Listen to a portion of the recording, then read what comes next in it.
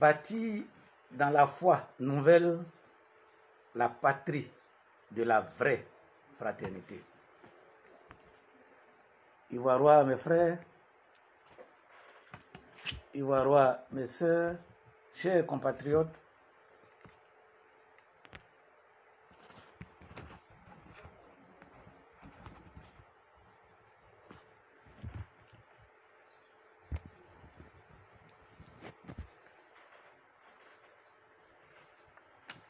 Ivoirois, mes frères, Ivoiriennes, mes sœurs, chers compatriotes de la patrie, de la vraie fraternité, je vous salue au nom de notre amour commun pour notre pays. Le thème que nous allons partager aujourd'hui, c'est « Sans valeur, la politique détruit les nations ». Sans valeur, la politique détruit les nations. Le Zouglouman disait, si tu prends la route de je m'en fous, tu vas arriver au village de si je savais. Un désordre psychologique, un désordre psychique et social s'est installé en Côte d'Ivoire. Le drame, c'est que chacun croit avoir raison d'agir comme il agit. Et les prétextes sont aussi fallacieux les uns que les autres. Mais la seule chose dont nous devons être convaincus, c'est que cela est fait pour détruire la nation. Parce que nous sommes dans un pays où plus personne ne veut respecter les valeurs. Vous voyez, même quand vous créez une association de village, il y a un texte fondateur qu'on appelle statut. Il y a un texte qui vient réglementer le fonctionnement et le comportement des humains, disons des membres, à l'intérieur de cette mutuelle, qu'on appelle le règlement intérieur. Si vous foulez au pied votre statut, si vous foulez au pied votre règlement intérieur, vous n'existez plus.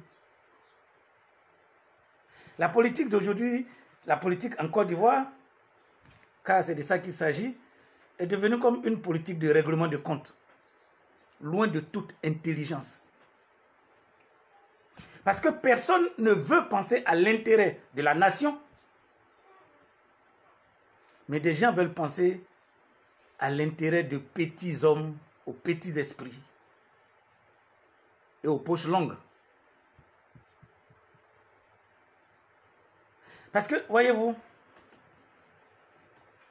hier, parce que quand vous êtes acteur politique, vous êtes soumis à toutes les formes de pression. Des gens m'ont abordé pour me demander si je parlerais de la femme qui a été expulsée. Yamb.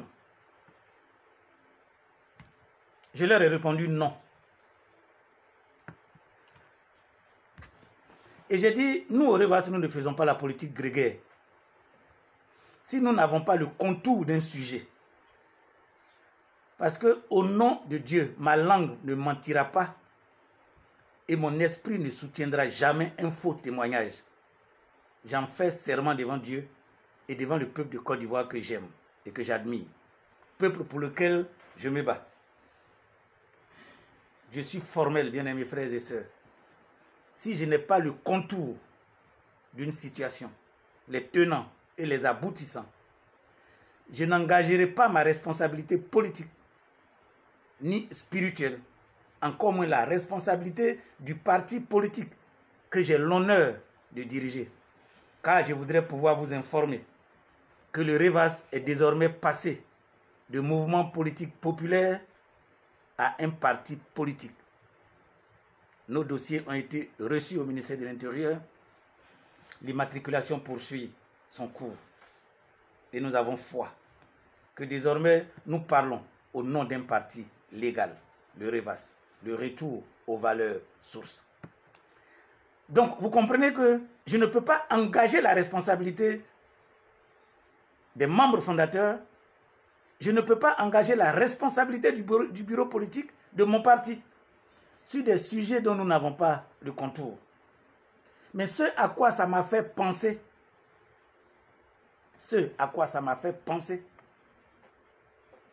c'est qu'aujourd'hui, nous ne faisons pas la politique avec des valeurs.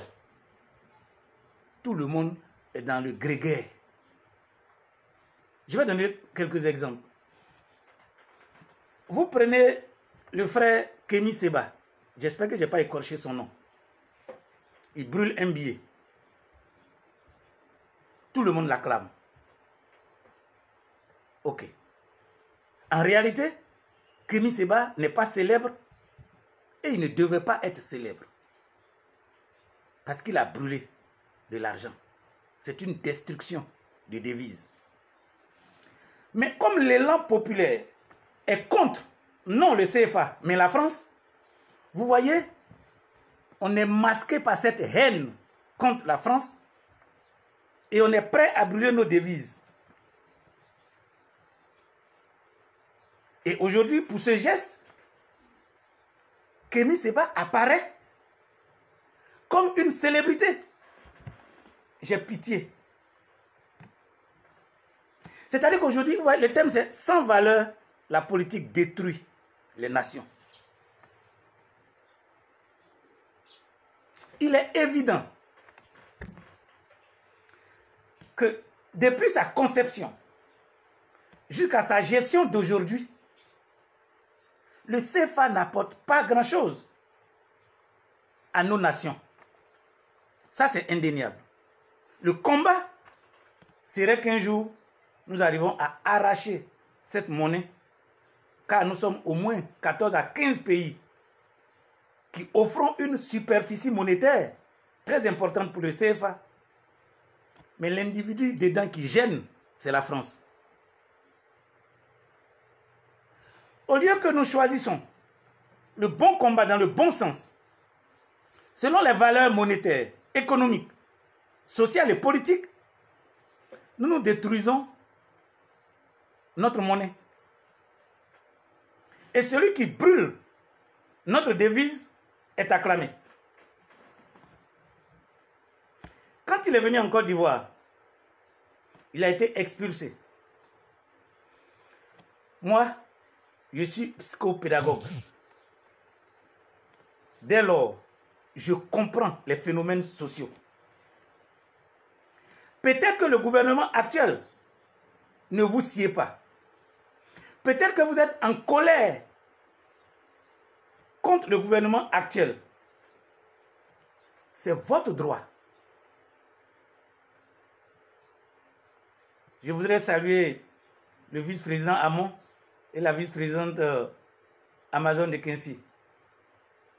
Merci de votre présence. Je salue aussi Stone Kanga et tous ceux qui sont là. Vous comprenez?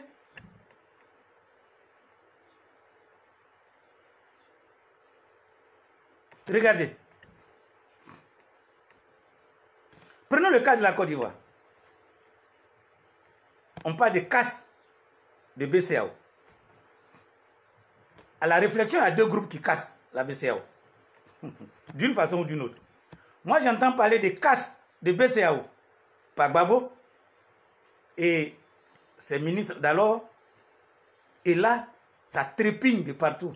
Je pense même que la fameuse justice de Côte d'Ivoire les a condamnés, je crois. Ok. Mais il n'y a pas que qui ont cassé. BCEAO de Mans, de Bouaké et autres. Ce n'est pas l'équipe de Soro Guillaume qui a cassé. Mais vous les Ivoiriens, je vous regarde droit dans les yeux. Ce n'est pas vous qui êtes en train d'applaudir Soro Guillaume.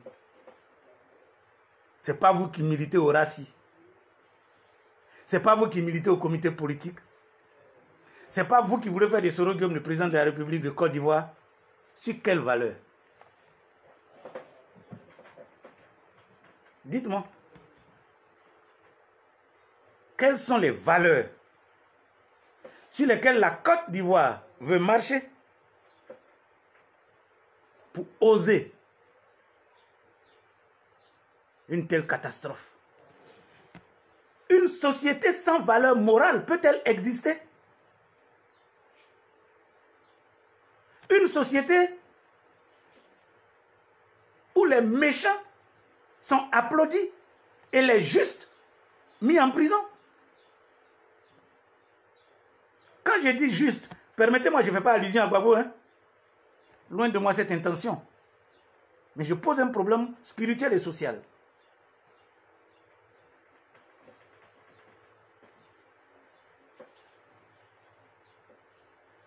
Je constate que Soro Guillaume dit les raisons pour lesquelles il est devenu rebelle. Être rebelle, c'est un comportement punissable. Mais en plus, les faits sont là, têtus. Chaque 1er novembre, des familles continuent d'aller nettoyer sur les tombes de leurs parents du fait de ce petit enfant-là. Et je vois des gens l'applaudir. C'est vous qui êtes chaque jour en train de rappeler aux malheureuses personnes qui ont perdu leurs enfants, leurs femmes, leurs maris, leurs biens, leurs douleurs. Et vous pensez qu'on va tolérer ça en Côte d'Ivoire ici? C'est pourquoi je vous dis que sans valeur, la politique détruit les nations. Un jour, j'ai fait un clin d'œil aux populations du Nord qui semblaient porter Soro en triomphe. Je leur ai dit, si vous voulez sceller la division en Côte d'Ivoire, comportez-vous comme ça. Votre devoir, en tant que peuple culturel de Côte d'Ivoire, c'est au contraire de venir voir les autres peuples que votre fils a saccagés. Nous sommes en Afrique et nos valeurs sont là. Et de leur demander pardon. La famille de Soro Guillaume, depuis Ferke, doit solliciter l'aide des anciens du Nord. Ils doivent parcourir la Côte d'Ivoire pour nous demander pardon. Vous ne faites pas ça et vous portez votre fils en triomphe. Waouh! Donc vous êtes d'accord dans notre village commun qu'on appelle Côte d'Ivoire que votre fils est tué, pillé et violé. Ça veut dire que vous êtes d'accord.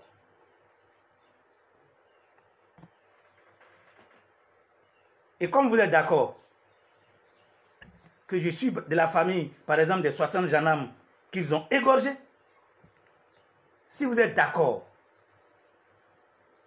et que je suis de la famille des femmes danseuses d'Adianou qu'on a fusillées, je suis qui pour vous demain? Dans ce cas, je suis qui pour vous demain? C'est ce qu'est devenu la politique.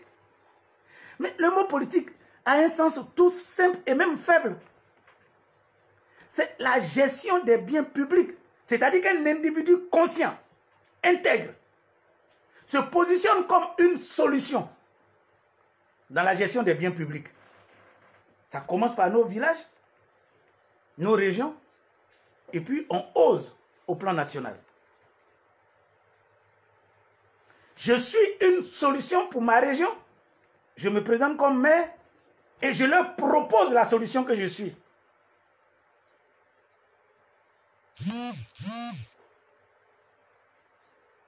Sans valeur. J'ai dit bien sans valeur. La politique détruit les nations. Parce que je voudrais vous rappeler très rapidement que lorsqu'on dit pays, il s'agit de la terre. Le pays, en tant que terre de Côte d'Ivoire, fait 322 463 km². Ça, c'est le pays. La terre de nos ancêtres. La nation, c'est le peuple qui habite sur le pays.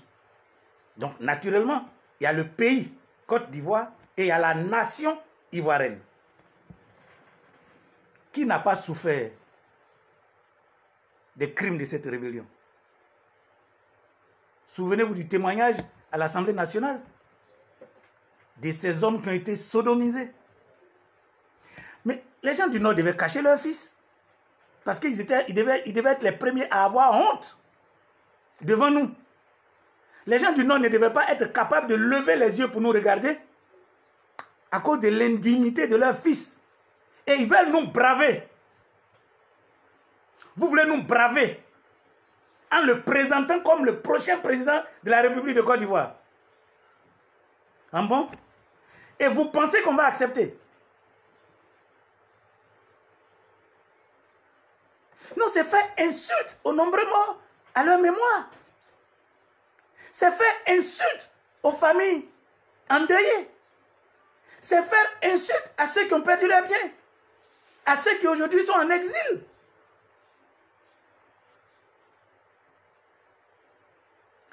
Vous voyez?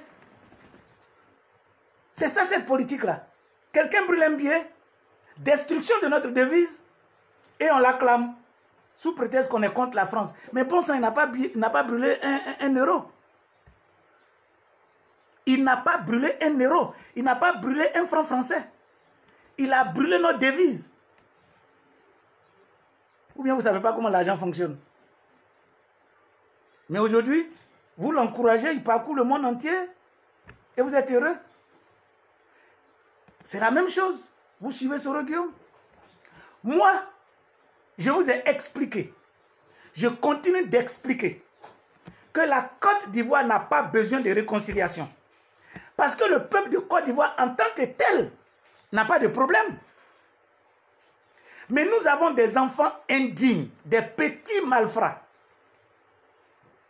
qui se sont fait accompagner par des étrangers et qui ont poignardé la mère patrie.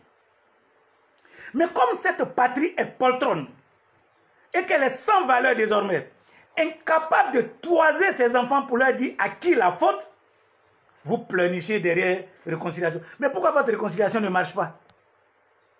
Vous voulez que moi je me réconcilie avec qui? J'ai aucun souci avec la population du Nord, ni de l'Est, ni de l'Ouest. J'ai aucun problème avec la population du Centre. D'ailleurs, nous, on les reçoit tous dans notre parti. Donc, on n'a aucun souci. Mais quel est le vrai problème? Le vrai problème, c'est que des bandits qui sont nôtres, Guy Michel, Soro Guillaume, Dakouri Tablé, BT Passi,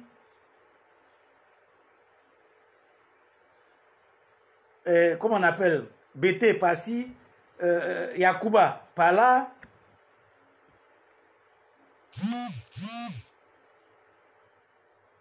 Ils se sont associés pour nous attaquer. Donc, en Côte d'Ivoire, il y a une notion de repentance. C'est-à-dire que nos enfants indélicats qui nous ont attaqués, doivent venir demander pardon à la nation. Où est la notion de réconciliation? Il n'y a pas de notion de réconciliation. Donc nous disons, si ceux-là ne sont pas prêts de venir fléchir genoux pour demander pardon à la nation de ce qu'ils ont fait comme mal, vous voyez, de ce qu'ils ont fait comme mal, on les met de côté. Dans un village, celui qui commet des crimes, qui ne veut pas reconnaître son crime, est banni du village. Ainsi va les valeurs morales de notre société ivoirienne. Mais on ne l'applaudit pas. Sacrilège. C'est exactement la même chose.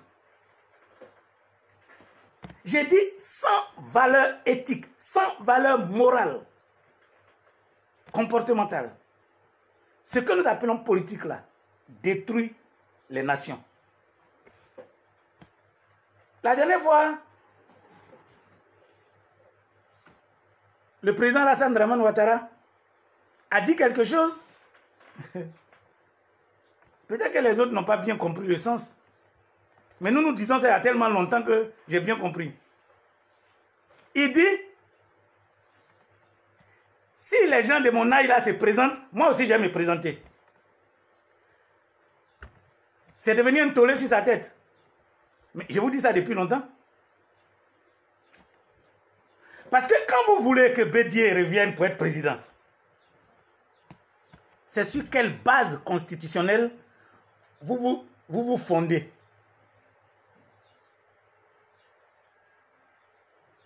Je ne sais pas si vous me comprenez. Quand vous me regardez et puis on se parle, quand vous demandez à ce que Bédié revienne pour être candidat, À cause de ça, vous vous battez sur des plateformes. Vous vous fondez sur quelle loi constitutionnelle pour qu'il revienne? Alors, Ouattara aussi va se fonder sur la même loi constitutionnelle pour être candidat.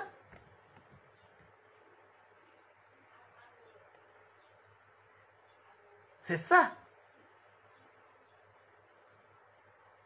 Voici une génération où tout le monde a déjà gouverné. Depuis que vous êtes mort, 26 ans. Cette génération-là, normalement une génération c'est 15 ans et elle doit partir. Mais si vous observez, cette génération en fait combien? On est dans 26 ans. C'est-à-dire que chacun d'eux a pratiquement gouverné 10 ans. Le résultat de la division de notre peuple est là. Le résultat du manque d'emploi est là. Le résultat de la division profonde des tribus est là.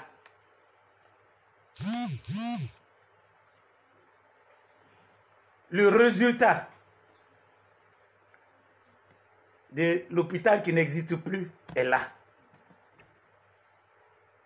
30 millions d'habitants, 2 à 3 universités, de nom.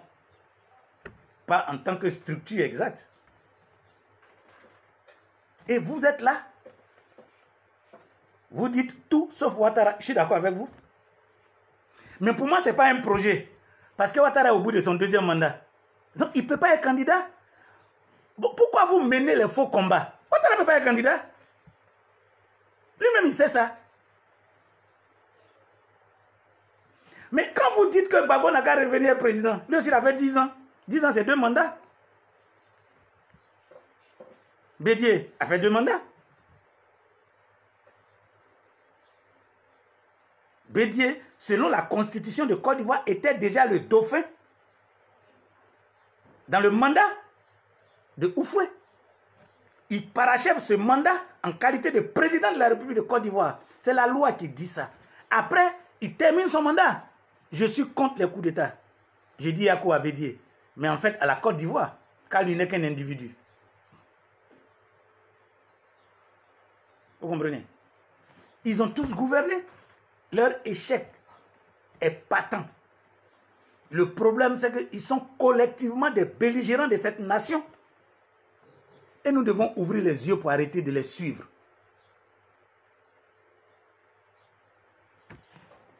Au lieu d'avoir ce courage, nous sommes dans des petits calculs. Calcul de quoi là? Donc nous disons, Ouattara, tu ne peux pas être candidat parce que tu ne respectes pas la Constitution. C'est ça que nous disons. Mais nous avons raison. Mais si nous disons ça, Gbagbo ne peut pas être candidat. Bédié ne peut pas être candidat. Mais il est hors de question que nous ravalons le mauvais comportement des autres et que nous voulons montrer au monde entier le mauvais comportement d'un autre. C'est indigne d'un peuple intègre.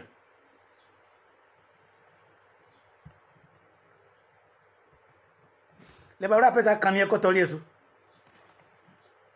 Elle dit tu fermes pour toi, tu dis pour moi. Bien aimés frères et sœurs, soyons sérieux. Quand 2 personnes se battent et qu'on brûle la maison, c'est la faute à qui? Trouvez-moi le coupable. Pendant 26 ans, regardez les alliances. Gbagbo, Ouattara. Ouattara, Gbagbo. Maintenant, on s'en va vers Ouattara, Bédié. Ils sont les seuls. Ils sont nés avec un drapeau, celui de la Côte d'Ivoire, dans leurs mains. Arrêtez le massacre. Et quand on essaie d'ouvrir vos yeux, pour que vous compreniez que nous sommes tous dans un bateau, et que autour du gouvernail, des gens se battent, et que le bateau manque d'échouer à chaque fois, ça nous coûte quoi de leur dire, cousin, mettez-vous de côté, on va trouver d'autres pilotes, d'autres capitaines? N'en avons-nous pas ici en Côte d'Ivoire? Si moi, je suis là, je suis une solution crédible. Et d'ailleurs, je représente aujourd'hui la meilleure alternative avec le Rivas. Je peux parler à la Côte d'Ivoire va se réconcilier. Parce que je suis victime, comme la nation ivoirienne est victime du comportement de ces trois-là. Nous sommes tous des victimes. Entre victimes, on peut se parler et s'entendre. Quelle est cette inconscience qui vous habite, qui fait que vous ne voyez pas que la Côte d'Ivoire est coupée en trois? Un côté dit Babo, Blé Goudé. Un côté dit Ouattara, Ahmed Bakayoko et autres. Bon Koulibaly. Vous comprenez? Un côté dit Bédié, lui de toute façon, on dit qu'on n'a aucun successeur. C'est lui seul, le grand roi. Pendant que des petits crient Soro, quelque part. Alors, dites-moi, lequel vous allez mettre et puis le pays va s'unir. Si vous voulez, même nous restons sur les 4 morceaux de notre pizza. C'est-à-dire que la Côte d'Ivoire est divisée en 4 morceaux. Et vous voulez continuer de choisir comme président chacun qui est sur ces 4 morceaux. C'est-à-dire que chaque fois que vous allez prendre un, les 3 autres morceaux vont être contre lui. Si vous ne comprenez pas ce que j'ai dit, essayez. Si vous prenez Babo, ceux qui étaient contre lui, de toute façon, sont plus forts aujourd'hui. Ça ne va pas marcher. Si vous prenez Bédié, pour lui, là même est grave, parce qu'on ne sait pas où il mange. Et sa trahison m'est restée en travers de la gorge, par 2 fois au moins. Voici quelqu'un qui crée l'ivoirité. Au moment où nous-mêmes, en tant que jeunes militants, nous voulons expliquer le côté socio-culturel de ce thème, lui, il a fui. Il a abandonné ça dans nos mains. Après, il lance l'appel de Daoukro. Dès qu'on lui dit, certainement, tu ne seras pas candidat, il n'assume pas. Hein? Bédié n'assume pas. Et puis, il essaie de monter notre espèce de rébellion là. Et vous acclamez ça? Ouais, c'est pour ça que j'ai dit, sans valeur, la politique détruit les nations. Sans valeur. Si nous ne nous levons pas pour regarder nos valeurs, nous allons couler. J'ai vu quelqu'un qui m'a écrit tout à l'heure en disant que je fais un faux sujet sur le combat de Kémy Séba. Quand j'ai parlé, j'ai dit son nom. Kémy Séba aussi, certainement, il voit mon image là. Et il sait que j'ai dit son nom. Et il sait que ce que j'ai dit est vrai. C'est quel combat vous pouvez mener. Et puis il y a des contradictions à l'intérieur. Lorsque vous voulez mener un combat, soyez fidèle à votre propre combat. Devant les lois. Devant la conscience humaine. Parce que, répondons à une question simple. Un moment sur Internet, parce que Kémy Séba a brûlé notre devise, je ne sais pas si c'est des photocopies que les gens ont brûlées, parce que ça peut être des photocopies couleur, mais la mentalité qui était née était que chacun devait brûler un billet. Alors si chaque Africain devait brûler un billet, pour répondre aux ailes de Kémy Séba, on serait là à faire quoi aujourd'hui? Donc, peut-être que je fais hors sujet, c'est possible. Mais dans le concept de valeur morale, je ne fais pas hors sujet du tout. Parce que justement, aujourd'hui, le comportement de notre peuple, un argument comme Soro est notre frère. Donc, on lui pardonne. Ah bon, mais qui n'est pas ton frère? Regardez aujourd'hui Henri Konan Bédié. Il nomme Guy Michel comme vice-président du PDCI RDA.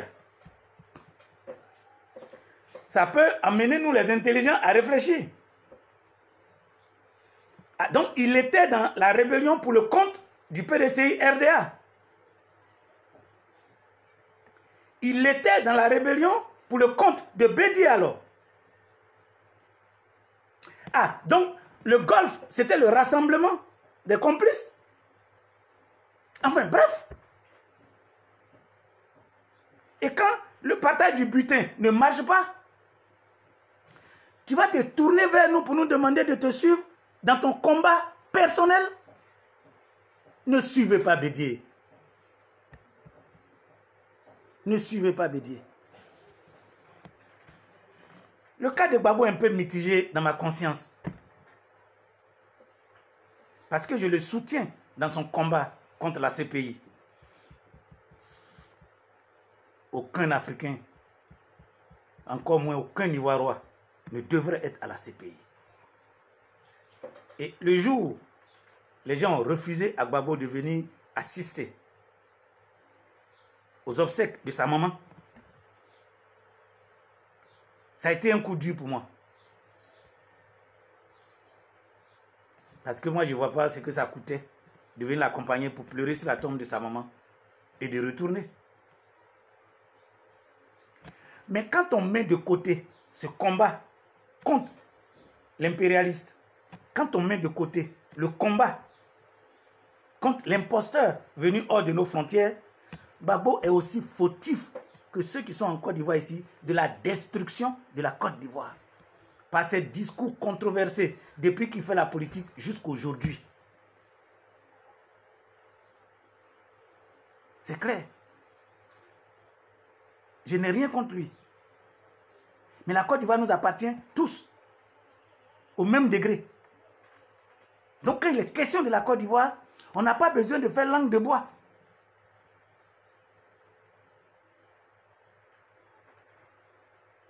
Qui a dit qu'il était le successeur de Nyangbe Krabwe? Qui a dit ça? C'est pas Gbagbo. Qui est allé dire aux Guébiers qu'ils ont pardonné mais ils n'ont pas oublié? Nous sommes en 2009. Qui a dit ça? C'est pas Gbagbo. Est-ce qu'en Côte d'Ivoire ici, parce que le président de la République était baoulé, j'ai déjà fait une émission sur les stéréotypes, parce que le président de la République de Côte d'Ivoire était baoulé, parce que je crois le préfet de Gagnoua était baoulé, n'avons-nous pas transformé cette rébellion de Nyangbe Krabwe contre la Côte d'Ivoire en guerre baoulé-bété? Ce raccourci a eu lieu. Je sais de quoi je parle quand il s'agit des questions de mon pays. Il a créé la République de Burni en plantant un drapeau. C'est normal, il n'est pas d'accord, il a exprimé son point de vue.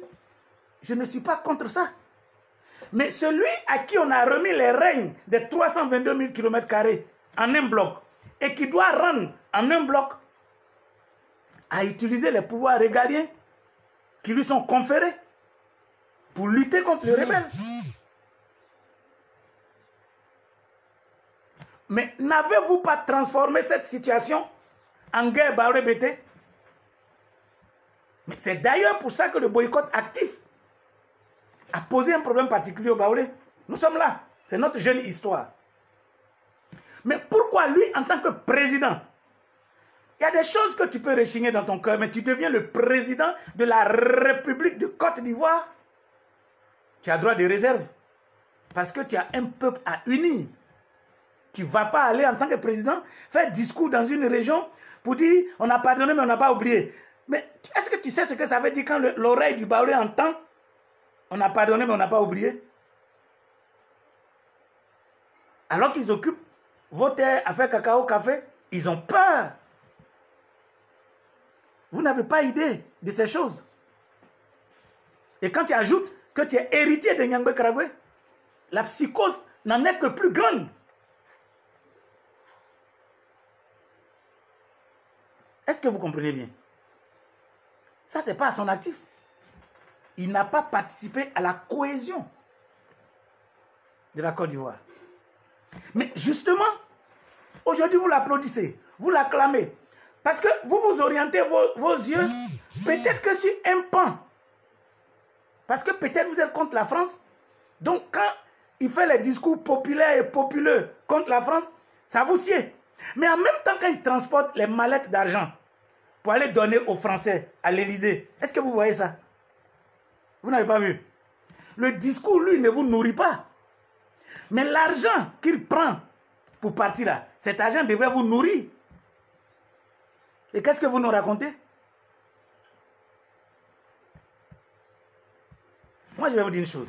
Si vous êtes incapable de conseiller vos propres enfants à la maison, si vous êtes incapable de reconnaître les fautes de vos propres enfants à la maison, vous ne pourrez jamais être honnête pour reconnaître les fautes de quelqu'un de dehors.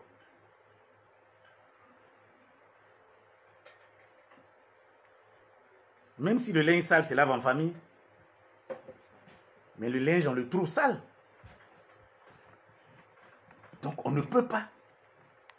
Et n'essayez pas, surtout, de nous faire croire que le mal est le bien. Et que c'est le bien qui est le mal. C'est pourquoi le Revas vous propose la rupture. La dernière fois, je vous ai dit, vous ne pouvez pas vouloir une chose et son contraire. Nous avons une constitution. D'un côté, vous proclamez des gens que la constitution élimine d'office. Vous voulez leur retour sur la même constitution. Et il y a un aussi que la constitution élimine, vous dites lui, il est éliminé. Il vous a bien répondu, si vous êtes candidat, je serai candidat.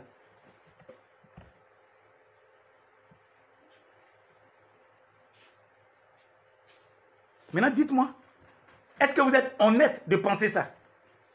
Et vous pensez que dans cette malhonnêteté qui coule, vous allez avoir raison sur lui? Vous n'allez pas avoir de raison sur lui. Nous disons rupture. Cette génération-là, c'est bon pour vous. Ouattara, Babo, Bédié, c'est bon pour vous. Avec tous les petits bonhommes là, qui se sont associés à eux là, c'est-à-dire Bleu Goudé, Soro, c'est bon pour vous. Il n'y a pas que vous en Côte d'Ivoire. Il y a d'autres intelligences capables de réflexion et de construction, capables d'apporter ce qu'ils savent à notre patrie. C'est pourquoi le Revas parle de rupture. Rupture avec ce qui n'a pas marché. Rupture avec ce système politique choisi qui fait de l'exécutif Dieu. Vous n'avez pas remarqué que Gbagbo a dit Oufou est dictateur? Vous n'avez pas remarqué que Gbagbo et son groupe ont dit que Bédi est dictateur? Vous n'avez pas remarqué que automatiquement après on a dit que Gbagbo est dictateur? Vous ne remarquez pas qu'aujourd'hui encore on dit que Ouattara est dictateur? C'est le système qui fait ça. Et Barack Obama avait raison. Il dit ce dont l'Afrique a besoin, ce sont des institutions fortes. Quelle que soit la carrure d'un homme, une institution forte, balisée par la Constitution et des lois organiques, va tordre l'homme qui vient là, pour que l'institution fonctionne comme la Constitution dit.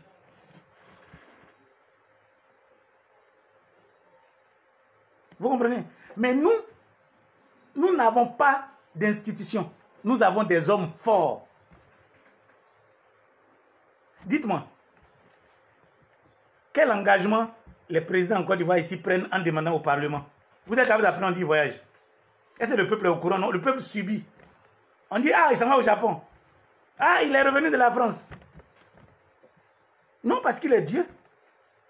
Sinon, si vous êtes le représentant d'un peuple et que vous estimez que vous avez une mission à faire pour l'intérêt du peuple, adressez-vous au Parlement. Posez le problème au Parlement. Le peuple en est instruit. Si le Parlement acquiesce, on vous donne les moyens, vous partez. Si le Parlement n'est pas d'accord, vous restez. Parce que c'est quand même l'argent du contribuable. Mais non. En Afrique, quand on est président, on s'élève, on fait ce qu'on veut. On peut même changer la date des élections. On peut même changer la caution quand on veut. Vous voyez? C'est pour ça que je dis sans valeur. Parce que quand vous décidez d'aller participer à une élection, écoutez-moi bien, vous commencez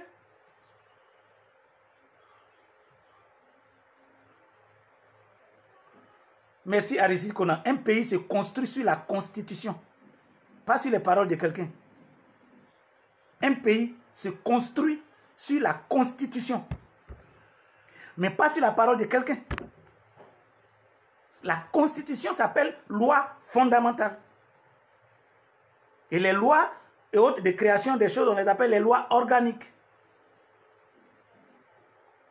Mais comme notre constitution, justement, sur laquelle nous devons tout fonder, donne plein pouvoir à l'exécutif, l'exécutif apparaît comme Dieu, d'où ces actes de défiance, ces actes même de mépris auprès de la population, parce que c'est la Constitution qui lui a conféré ce pouvoir. Donc vous comprenez qu'aujourd'hui, le peuple de Côte d'Ivoire n'existe pas. Parce que le peuple de Côte d'Ivoire n'a pas de représentants. Parce que l'assemblée que nous avons là, c'est l'assemblée des partis politiques et non du peuple. Voilà le drame. Peut-être que moi-même, si nous ne modifions pas ces choses, et que vous me soulevez pour me mettre là comme président, il se peut que je sois pire. Parce que l'être humain est comme ça. On vous donne plein pouvoir, vous devenez Dieu. Mais il faut que l'être humain soit balisé. Regardez, le président de la République de Côte d'Ivoire est capable de dissoudre le Parlement. Mais ce sont des intellectuels comme les Ouagadougou qui sont allés s'asseoir pour écrire ça. Or, ils disent que nous sommes en démocratie. La flèche démocratique s'appuie sur le peuple, car le pouvoir appartient au peuple qui est souverain. La première représentation de la souveraineté du peuple, c'est le Parlement. Et le président, en tant que représentant du peuple, peut dissoudre le peuple. Comme les gens ne se posent pas les bonnes questions, ils n'écrivent pas les bonnes lois.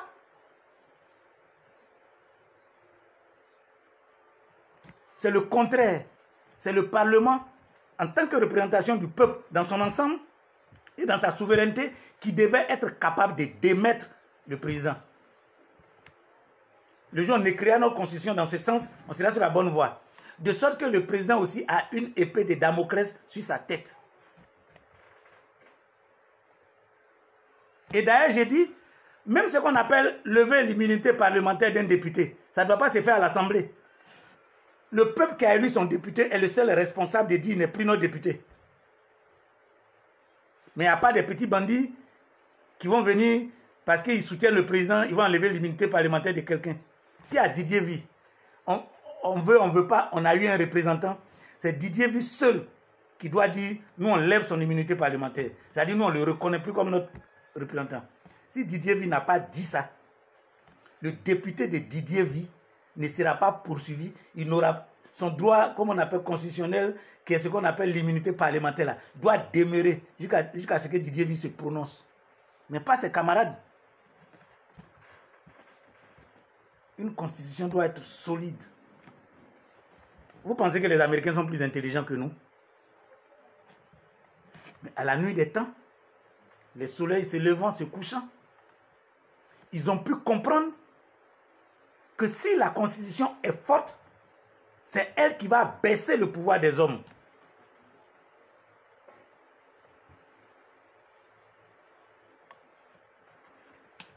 Et c'est vers ça que nous devons tendre.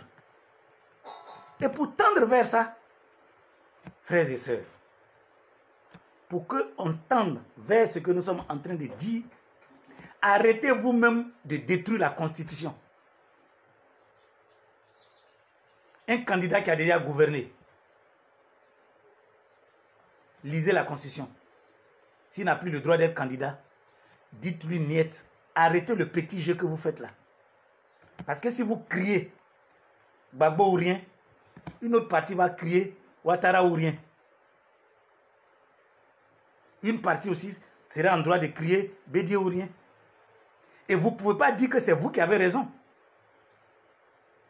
Moi, je vous entends dans un raisonnement qui me fait pitié. Mettons-nous ensemble, on va les chasser. Mais ils se sont toujours mis ensemble pour chasser quelqu'un. Ce n'est pas aujourd'hui que ça a commencé. Mais quel est le résultat? La division. Ce n'est pas le Front républicain qui a chassé Bédié. Ou bien? Ce n'est pas le RHDP qui a chassé Gbagbo. Ou bien? Donc vous voyez, vous êtes dans une vengeance. Alors vous allez créer je ne sais quoi. Maintenant pour chasser Ouattara. Là, la boucle est bouclée. C'est ça? Sur quel projet de société? Est-ce que vous nous dites comment vous allez réparer les routes qui sont gâtées là? Est-ce que vous nous dites comment vous allez gérer l'école pour relever le niveau intellectuel de notre nation?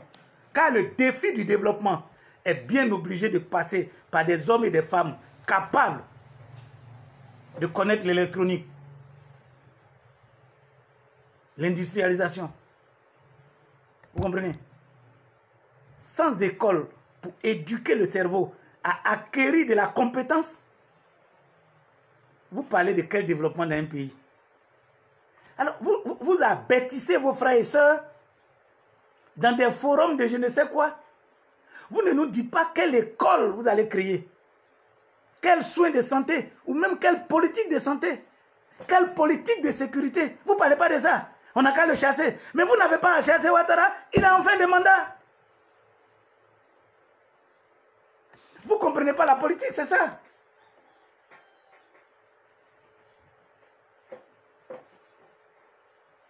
Souvent, vous menez des combats inutiles. Quand on vous dit attention, attaquons nos codes électoraux, vous dites non, changeons les hommes de la CEI. On les a changés. Bravo Ouattara. Pourquoi maintenant vous vous plaignez? Ou bien c'est parce qu'on ne vous a pas pris vous-même. Ou bien c'est parce qu'on ne vous a pas pris vous-même. Depuis 26 ans, quels sont les projets? On ne va pas rester derrière des discours populaires, derrière des discours populaires. Ça ne suffit plus. On ne peut pas se permettre cela. On ne peut pas se permettre de s'asseoir là, d'entendre les gens nous aligner des montants en milliards. Milliards que la Côte d'Ivoire même n'a pas. C'est ça. Où sont passées toutes ces promesses? Parce que ce n'est appuyé sur rien. Parce que s'il y avait eu un projet de société,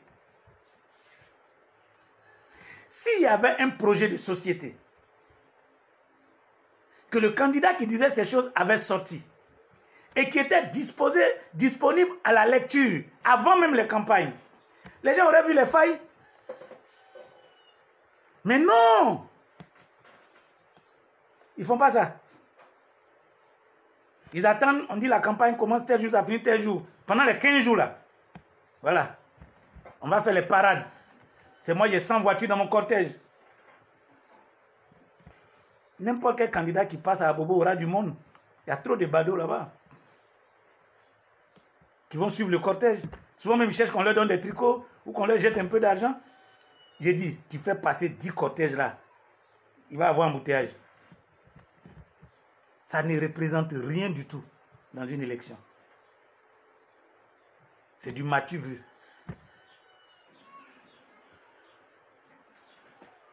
Alors, ce peuple-là qui a 60 ans est encore comme un enfant.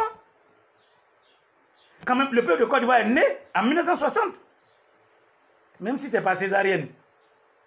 Mais au moins, tu es né, tu as 60 ans aujourd'hui. Tu es encore incapable plutôt de réflexion, de construction, d'analyse. Je peux comprendre que les hommes politiques, les femmes politiques, veuillent faire des petits calculs de jetons de leur sac à main ou de leur pantalon. Je peux comprendre que eux, ils veulent faire les choses en sorte qu'ils demeurent nos dieux en permanence. Parce que c'est soit une aristocratie, soit une monarchie. Mais les deux mélangés, ils nous dominent. Je peux comprendre qu'ils n'ont pas envie de perdre leur position. Mais toi, oh, monsieur, tu es médecin, non? Madame, tu es institutrice? Tu es sage-femme? Quand tu vas accoucher les femmes, là, est-ce que tu as le matériel? Pourtant, tu applaudis le président, là. Toi-même, quand tu respires ce sang d'accouchement, on te soigne avec quoi toi-même? Je parle à la sage-femme qui est devant moi, là. Quand tu as fait accoucher les femmes, là, toute la journée, tu as baigné dans le sang des différentes femmes, différents groupes sanguins. On ne sait même pas ce que tu as respiré. Toi-même, quand tu sors de là le soir, on te soigne avec quoi? Réponds-moi. Pourtant, tu es en train d'applaudir le président qui est là. Est-ce que tu as pensé à ta vie? Non? C'est maintenant que tu penses à ça. Mais c'est mon rôle. Moi, je veux juste éveiller ta conscience.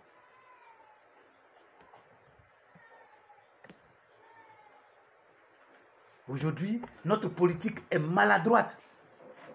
Des professeurs FPI des professeurs RDR, des professeurs PDCI. C'est-à-dire que dans la même école, où nos enfants qu'on a envoyés être éduqués, doivent être à même de se frotter à tous les profs, dans le temple du savoir, dans ce qu'on peut même appeler la franchise universitaire. Regardez comment la politique y est malsaine. Des professeurs RDR, des professeurs RHDP, des professeurs FPI. Et le pouvoir public est assis là, il regarde ça, parce que ça les arrange. Et quand même tu as la sagesse de leur dire, la FESI n'est pas favorable à l'école, ça détruit l'école. Les politiciens utilisent ça. Le seul qui n'a pas avantage de la FESI sont les élèves eux-mêmes. C'est normal, ils ne savent même pas ce qu'ils font. C'est pas ce qu'on dit. Les élèves ne savent pas ce qu'ils font. C'est ça, non? Alors, on prend le syndicat, 3 à 4 présidents qui sont en haut là, on les habille, on leur donne des voitures. Et puis eux, ils conduisent le troupeau à la mort. Et regardez comment l'école a perdu sa valeur. Donc, ouais, c'est pour ça qu'aujourd'hui, je vais terminer sur la notion d'opposition et d'opposant. Moi, je voudrais vous demander pardon. Hein. Prenez vos dictionnaires. Et puis cherchez ce que veut dire opposant. Un opposant, c'est celui qui s'oppose à quelque chose qui avance. Donc, il veut le bloquer pour que ça n'avance pas. Ok. Toi, tu as créé un parti politique et on t'appelle parti d'opposition. Toi, tu es opposant. Tu t'opposes à quoi? On va répondre ensemble à cette question. Tu t'opposes à quoi? Dans ta tête, tu t'opposes au président de la République élu? Bon, dans quel intérêt? Donc, tu ne veux pas que le pays avance. Ce sont tes militants qui sont bêtes. Moi, je vous ai dit que chaque mot a un contenu.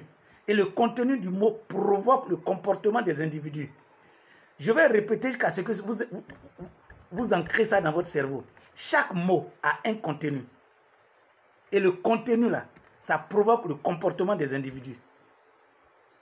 Par exemple, on dit, les enfants qui ont atteint la majorité 18 ans et ceux qui ont été omis, venez vous inscrire sur la liste. Comme vous êtes opposant, vous dites on ne s'inscrit pas sur la liste. Bon, d'accord, vous n'êtes pas parti vous inscrire sur la liste, mais les partisans de Ouattara, eux, ils sont inscrits sur la liste. Ça, c'est de l'opposition? Ou bien c'est des actes d'irresponsables? Non. Un parti politique est créé avec un manifeste. C'est-à-dire, il présente aux yeux du monde les faiblesses de l'État. Faiblesse sécuritaire, faiblesse économique, faiblesse scolaire, faiblesse de la formation, faiblesse dans le système de santé, dans la cohésion sociale. Et en plus, tu proposes la solution que toi tu veux apporter. Tu viens t'opposer à qui? À personne, à mon avis. Donc, tu n'es pas un parti d'opposition. Tu es un parti politique, point. Avec ta doctrine et le projet que tu proposes à tes compatriotes. Maintenant, nous sommes 3-4 candidats. Le peuple, qu'il soit mature ou non, a opté pour un choix. Celui qui est élu est le président de tous. Bon, quand tu dis que tu es opposant, ça veut dire quoi? Tu vois, tu es condamnable, hein, ne serait-ce que par ce mot. Donc toi, pendant 5 ans, tu vas orchestrer tout ce qu'il faut. Parce que tu vas travailler à ce que celui qui est là échoue. Donc tu es contre le pays. Vous voyez? Je sais que quand je vous dois t'exprimer comme ça, des frissons vous parcourent. Ah ah. I'm a special one. D'après Mourinho. C'est pour ça que j'ai dit sans valeur. Sans valeur, la politique détruit les nations. Moi, souvent, je dis, vous n'êtes pas malin, dans le sens que vous n'êtes pas intelligent. Allons en Europe, observez-les. Quand ils parlent de quoi? Parti de gauche, parti de droite, parti centriste. Parce que chaque groupe de partis à une doctrine. Selon que les gens sont à droite, hein, c'est les gens républicains, jusqu'on va parler d'extrême droite. Plus ils sont durs dans leur position. Quand on va à gauche, je crois qu'on commence à parler du socialisme, jusqu'on parle d'extrême gauche. Est-ce que vous les entendez parler d'opposition, d'opposants? Vous n'entendez pas ça, non? Mais ils savent que ça détruit. Allons aux États-Unis. On parle des démocrates, on parle des républicains. Est-ce que vous les entendez parler d'opposition? Mais en Afrique, là, vous êtes accrochés à ces mots assassins. Moi, je vous répète et je vous rappelle que le REVAS est un parti politique, point. Nous prônons le retour aux valeurs sources parce que nous sommes convaincus que la Côte d'Ivoire ne peut se développer que sur ses propres valeurs socio-culturelles et politiques. Nous prônons la rupture parce que nous nous sommes rendus à l'évidence que depuis 26 ans, les héritiers de Houphouët ont détruit la Côte d'Ivoire. Mais si demain, ce n'est pas nous qui sommes élus, nous ne ferons opposition à personne. Mais quand quelqu'un vient faire une proposition pour dire les prochains candidats n'ont qu'à payer 100 millions, je ne fais pas de l'opposition.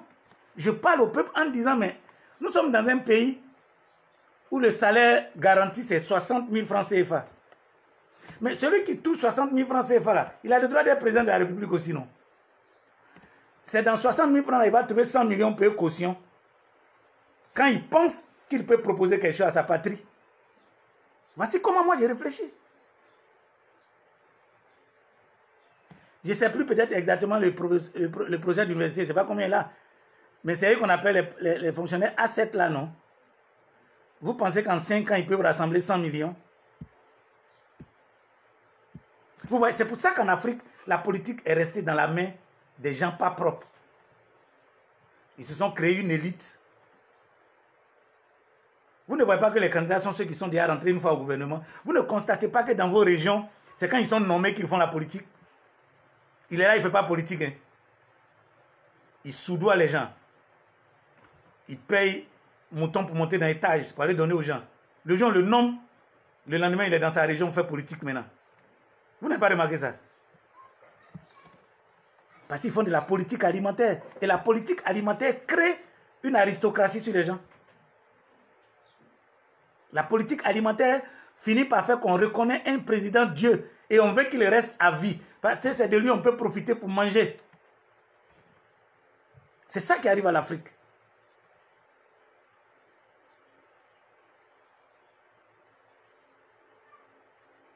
Vous comprenez? Moi, je ne raisonne pas comme ça. Moi, je me sens intelligent et capable d'apporter de la fraîcheur à la Côte d'Ivoire. Je me sens intelligent et intelligible. Et notre équipe a proposé. Et nous vous présentons. Nous disons, ramenons le débat sur les projets de société. Laissez les policiers gérer la vraie sécurité.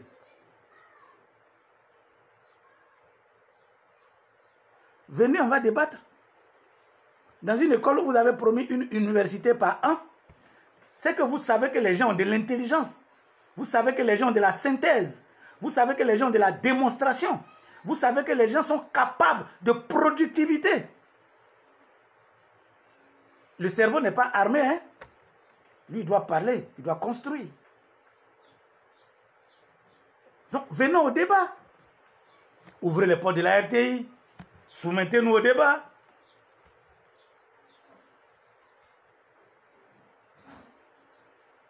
C'est ça qui fait grandir une république.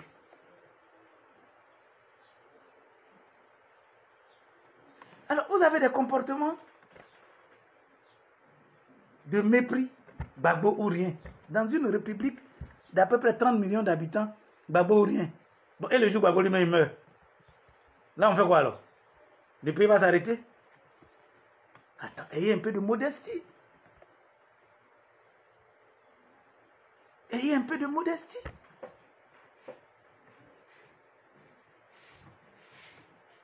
Et au moment où toi-même tu dis Gbagbo ou rien, tu ne veux pas que d'autres personnes disent Ouattara ou rien. Pourquoi? Ils ont aussi le droit de dire Ouattara ou rien. D'autres ont le droit de dire Bédié ou rien. Mais pourquoi toi tu dis Gbagbo ou rien et puis tu trouves que les autres, c'est eux qui sont mauvais et qui n'ont pas le droit de dire ça aussi? C'est pourquoi j'ai dit que votre niveau de productivité n'est pas bon. Parce qu'à un moment donné, la réflexion doit être nationale. Quel est l'intérêt supérieur de notre nation? Vous l'a dit, rien ne peut se faire dans le désordre. Or, depuis 26 ans, la Côte d'Ivoire est assise dans le désordre à cause de la faute de 3 personnes. Mais à un moment, il faut dire, il y en a marre.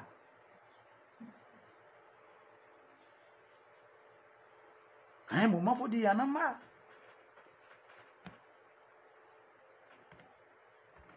Si nous sommes 30 millions d'habitants, chacun est une part de la Côte d'Ivoire. Il n'y a pas un qui est supérieur à l'autre. Donc, respectons-nous. Et nous respecter, c'est de venir humblement vers les autres pour dire, voici ma modeste proposition, voici ce que je pense pouvoir faire dans l'ensemble pour nous. C'est ça qu'on appelle le projet de société.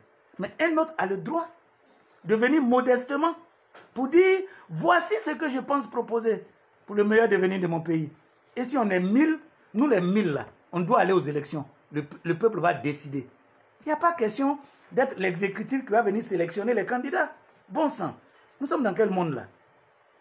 J'ai dit à mon gouvernement que je ne vais pas avoir beaucoup de... Mon Dieu. Ne commentons même pas ça. Non, je pense que c'était une erreur. La foule a trop applaudi. Bon, vous savez, l'ovation, ça grise. Hein? Peut-être que c'est ça. Sinon, je ne crois pas que ça devait se dire. Mais vous comprenez? On n'a pas de conseil constitutionnel. Sinon, il y a longtemps qu'on aurait recadré. Mais on n'a pas d'institution. Et comme dit le président Hamon, nous sommes dans une monarchie doublée d'aristocratie. Et il y a des fois même, je pense qu'il y a une théocratie dedans. La théocratie, je crois que là, c'est le pouvoir de Dieu. Théos. Ça dit, il se lève, il dit, allez, allez tuer cela. Ok, oh, voilà. Il y a la théocratie. Donc, je conclus en vous appelant à des valeurs. Et regardez, j'ai ici l'hymne national dans sa version intégrale. C'est nos vraies valeurs, ça. Vous voyez, l'hymne national. Vous allez sur tous mes blogs, toutes mes pages, ça est là-bas. Je veux terminer l'émission d'aujourd'hui en vous lisant ces valeurs. Ce sont ces valeurs-là que nos pères, les pères de la nation moderne, ont donné, autour desquels nous devons nous fixer, nous tous. Et vous allez voir qu'on ne fait pas la promotion des hommes dedans. Nos valeurs font la promotion de la nation, la promotion de notre pays. On va les lire ensemble. Je vais lire le premier couplet. Parce que il y a 5 couplets. Écoutez bien. Je vais lire les couplets d'abord. Après, je vais lire les 2 refrains. Le premier couplet. Salut, ô terre d'espérance, pays de l'hospitalité. Tes légions remplies de vaillance ont relevé ta dignité. Tes fils, chers Côte d'Ivoire, fiers artisans de ta grandeur, tous rassemblés et pour ta gloire te bâtiront dans le bonheur. Nous tous, nous allons nous rassembler pour bâtir la Côte d'Ivoire. Nous n'allons pas nous rassembler pour bâtir Ouattara ou bien pour bâtir Bédié ou pour bâtir Gbagbo. Je ne vous demande même pas de vous rassembler pour bâtir Dr Israël Goran. Parce que ce projet vous emmène à bâtir une Côte d'Ivoire digne et souveraine. Allons au deuxième couplet. Allons au deuxième couplet. Écoutez bien. Parce que pour certains d'entre vous, sinon la majorité, c'est la première fois que vous allez entendre ça. Parce que cette partie-là n'est pas chantée. Il dit, à toi, noble Côte d'Ivoire. Je vais m'arrêter là. La Côte d'Ivoire que vous voyez là est noble aujourd'hui. La Côte d'Ivoire, vous faites vos jeux de jambes là.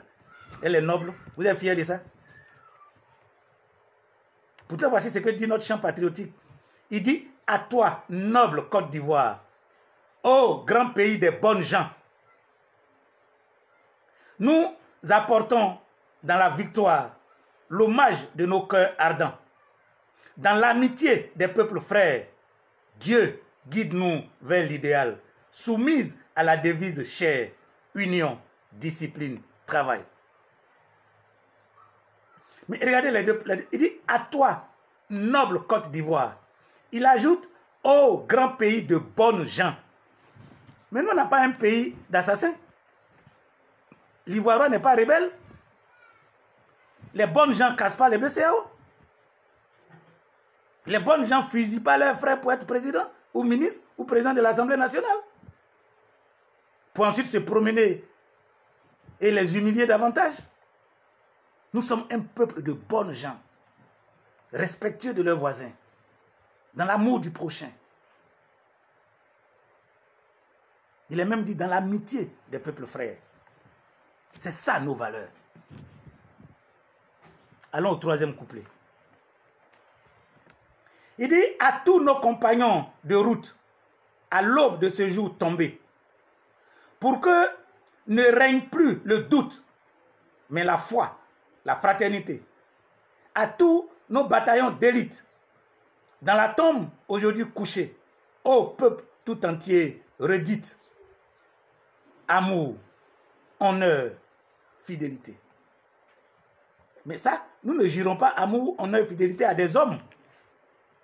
Nous jurons tous amour, honneur et fidélité à notre peuple. Là où nous avons dit union, discipline, travail, nous disons amour, honneur, fidélité. Continuons. Quatrième couplet. Écoutez bien, c'est pour ça que ça là est toujours derrière moi. Ce n'est pas une seule personne qui a droit à ça. Chacun peut mettre ça sur sa maison. Orange, blanc, vert, là, drapeau là. C'est pour chaque citoyen ivoirien. Dans ta maison là, tu peux mettre. Si la République autorise que dans les lieux publics, on élève le drapeau pour le descendre, pour toi là au moins tu peux mettre dans ta maison. Parce que écoute très bien ce que je vais te dire. Nous sommes au quatrième couplet. Écoute bien. Il dit, et que ton drapeau nous unisse. Et que ton drapeau nous unisse. Que ton amour nous fortifie. Écoutez bien. Car pour toi seul, nous voulons vivre. Et pour toi, combattre et mourir. Et vous, fière et noble jeunesse de tous les horizons connus, suivez toujours cette sagesse de nos aînés qui ne sont plus. Mais quelle est la sagesse de nos aînés qui ne sont plus? La sagesse dit, c'est le drapeau de la Côte d'Ivoire qui doit nous unir.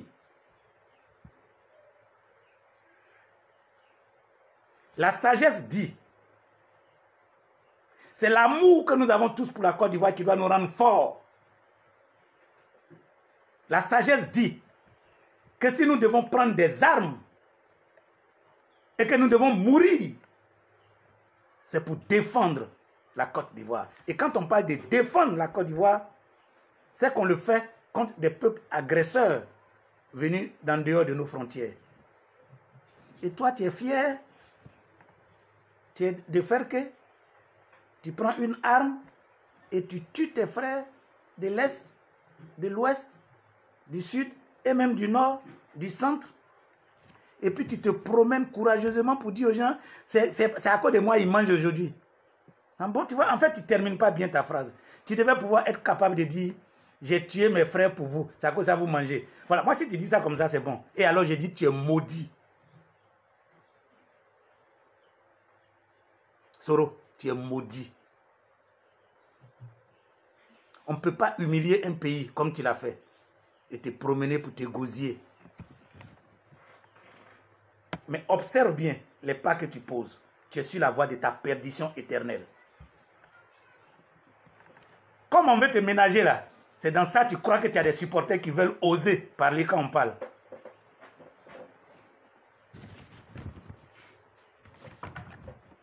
L'épée de Dieu n'est pas loin de toi. Toi? Mais la plus grosse humiliation que j'ai connue dans ce pays, c'est quand on a attendu que tu aies 40 ans pour faire de toi le président de l'Assemblée nationale. Toi? Mais aujourd'hui, quel est ton salaire? Tu te promènes et tu conjugues le verbe aller en Côte d'Ivoire à tous les temps. Viens.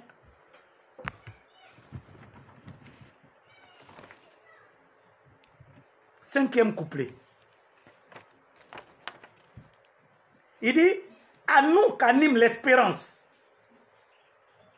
et ton avenir lumineux. Redonne toujours l'assurance de nous conduire en peuple heureux. Et nous irons de par le monde s'aimer ton nom et tes bienfaits, en clamant sur toutes les zones que sur ton sol règne la paix. Nous, on n'est pas prévu pour aller en exil, puisque nous sommes là où nous allons, nous disons qu'il y a la paix chez nous. Mais si on va en exil, et qu'on est des déplacés nombreux comme ça, c'est que nos valeurs n'ont pas été respectées. Il dit à nous qu'anime l'espérance. Vous savez, quand vous êtes dans un peuple et que les gens manquent d'espérance, ils sont un danger pour eux-mêmes et un danger pour leur père, un danger pour la mère patrie. Parce que l'espérance, c'est cette confiance que l'on a dans l'avenir. C'est-à-dire que l'élève de CP1 sait déjà ce qu'il va devenir. Et il croit en ça, non pas parce qu'il est fou. Ce n'est pas les fois là que vous faites les dimanches là. Parce que souvent votre foi chrétienne là est bête. Mais il voit ceux qui sortent là travaillent. Il voit ceux qui sortent là ont l'argent. Il voit que ceux qui sortent là ont des maisons. C'est ce travail-là qui lui donne de croire, d'avoir cette espérance que lui aussi à son tour, ça va être bien. Et il est à l'école, il ne fait pas grève. Quand on lui demande de prendre machette, il ne prend pas. Quand on lui demande de fumer drogue, il ne prend pas. Parce qu'il sait qu'il espère en demain. Parce que demain, il sera quelqu'un. Est-ce qu'aujourd'hui, on peut tenir un tel discours depuis le préscolaire pour que des enfants retrouvent la poigne? Oui, mais le discours est ici. Nous, on l'a proposé.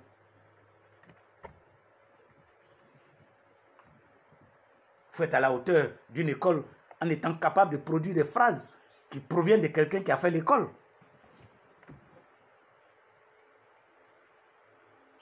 Le ministre de l'Éducation et de la Formation doit être un premier modèle dans le savoir-faire, dans le savoir-être et dans le savoir.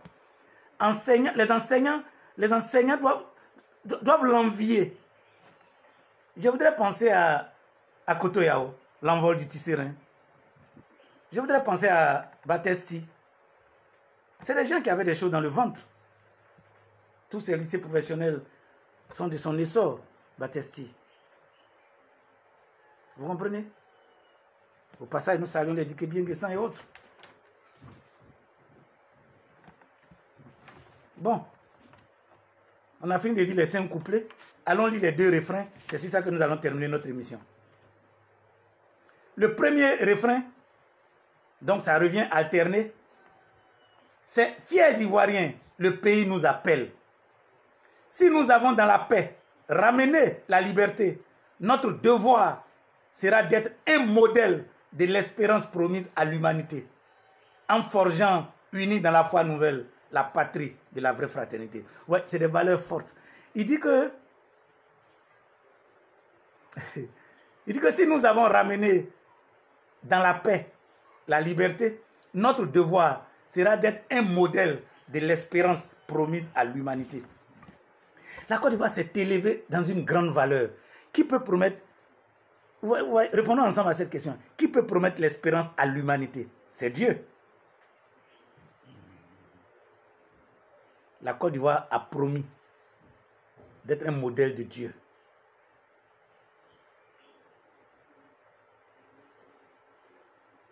C'est fort, hein?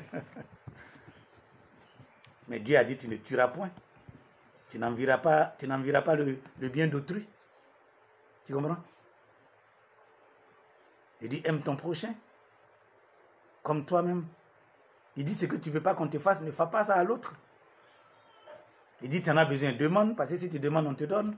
Dans le pire des cas, cherche, parce que si tu cherches, tu trouves. Sinon, tape, tu vas trouver du secours. Voilà ce qu'il dit. Est-ce que ce que nous faisons maintenant respecte ces valeurs? Et comment voudrez-vous qu'on avance si c'est sur ça, ce champ patriotique, que nous sommes fondés? Vous comprenez, mes frères? Nous avons au Rivas cette capacité de ramener ce pays dans ses voies. pour le faire asseoir sur le fondement de ses propres valeurs. Et nous disons que tout espoir n'est pas perdu. Le navire a été secoué. On a pris l'eau par endroits. Mais il y a de l'espoir pour toi. Oui, le navire a été secoué. Mais il y a de l'espoir pour toi. Si tu portes ton attention et ton regard sur le projet de société du Rivas, le retour aux valeurs sources,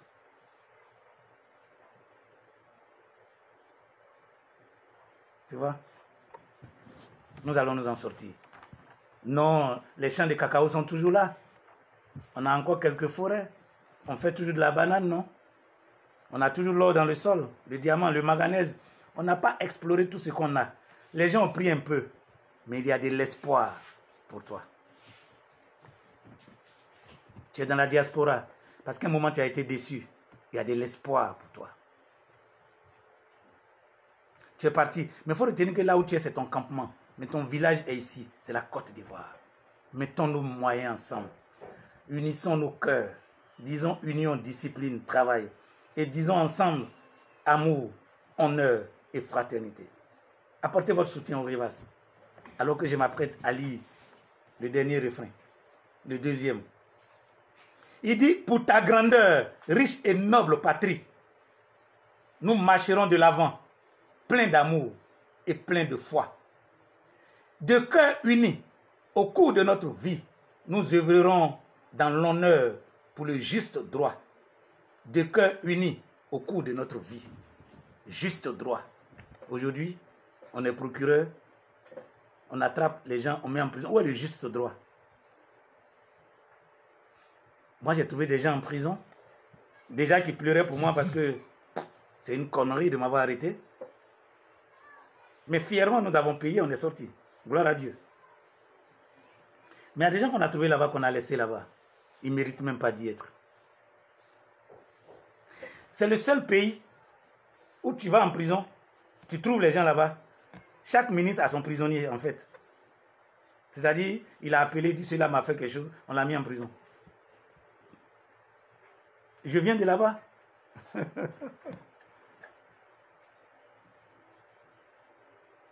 Vous voyez? Voici les valeurs que nos pères ont trouvées pour nous. Parce que nous sommes un peuple composé de plusieurs nations. On a entre 62 et 70 nations. A priori, on ne peut pas s'entendre. C'est normal. Parce que les nations sont recluses. C'est la loi sociologique. Parce que la définition, dans l'essence de la nation, c'est qu'une nation a une seule langue, a une seule culture. Une nation a une seule économie, un seul langage. Une nation a une seule histoire. Donc, par exemple, les Baouli ont une histoire, ils sont une nation. Logiquement, vous voyez qu'ils s'entendent. Mais à côté, le peuple immédiat n'a pas la même culture. Donc, a priori, les 62 ethnies à 72 ethnies, donc des petites nations que nous sommes, a priori, nous ne sommes pas faits pour nous entendre.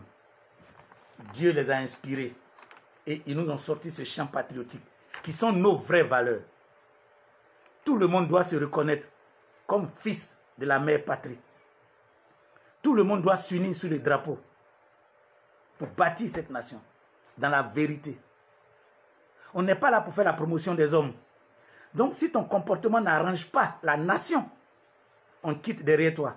On va chercher ceux dont le comportement arrange la nation. Mais là où nous nous sommes enlisés, et on a découpé la Côte d'Ivoire en 4-5 morceaux, chacun supportant un capitaine, et continuer de nous lapider comme nous faisons, n'a aucune valeur ivoirienne. Et moi j'ai dit les fautifs, ce sont ces principaux leaders qui alimentent cette division pour leur propre portefeuille. C'est pourquoi courageusement le Rivas dit rupture. Ils sont à leur retraite, dégageons-les, réfléchissons nouvellement et bâtissons notre mère patrie. Et nous disons retour aux valeurs sources avec un projet que nous vous présentons dans un livre de 124 pages dans ces grandes lignes. Aujourd'hui, nous sommes devenus un parti politique. La lutte continue. Que le Dieu de l'espérance bénisse la patrie de la vraie fraternité. Et je conclue en disant, oh Dieu, guide-nous vers l'idéal. Shalom.